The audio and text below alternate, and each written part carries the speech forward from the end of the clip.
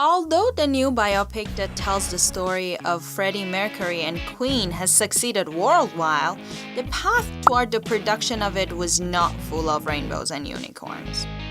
As you will learn by the end of this video, the fact that Bohemian Rhapsody made it to the theater is a miracle. Today, we'll tell you all about the internal conflicts during the filming of the Mercury biopic. The Odyssey began in 2010, the year in which the producer, Graham King, along with others, joined forces to try to make this project work. They chose Dexter Fletcher as the director and the irreverent Sacha Baron Cohen as the protagonist. However, both refused to start the recording later on. The idea of the members of the band was a family-oriented film, away from excesses of Freddie Mercury and centered on the Queen's legacy and its impact on society. Baron Cohen told them that no one was going to watch a film in which its protagonist dies of AIDS in the middle of the movie and life goes on. Brian May, the guitarist of the band, insulted him repeatedly, and finally, without giving in to a more realistic approach to the story, Cohen and Fletcher said goodbyes. Years passed and Freddie Mercury's story did not turn into a movie. Finally, Rami Malek auditioned for Graham King, the producer, and they knew that they finally had their star.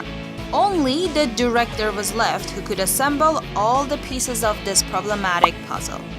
Someone who could give it an original style and withstand the pressure of the due date, since the project had been stopped for almost 7 years and it was urgent to start shooting. But the chosen one could not be worse. The producers gave the controversial director Bryan Singer a chance, warning him that any failure would result in an automatic dismissal. Singer had been described by a co-worker in his previous film X-Men Apocalypse as an extremely fragile person who cried when his ideas were questioned and who brought many friends to the set to be entertained. Not to mention the accusation of abuse that several women have come forward with publicly.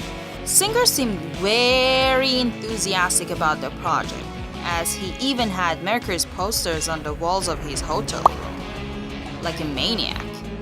The first week of the recording passed almost without altercations, but little by little, the director was exhausted, and repetitively, the team had to wait several hours for his arrival.